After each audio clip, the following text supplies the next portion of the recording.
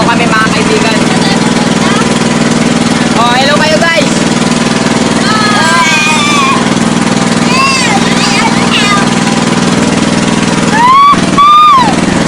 Malipas yung mga isang oras dito. Mainit-init pa. Nandito naman. Malapit na rin kami. Malapit na kami.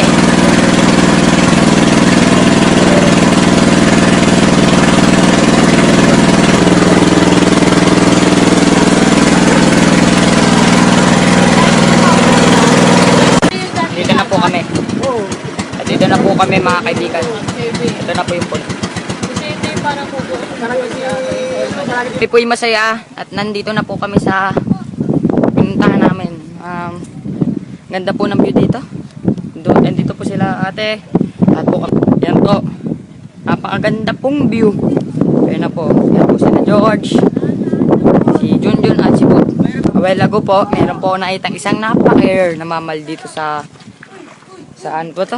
Sa Subic. Na very rare kung makita. Ito po yun.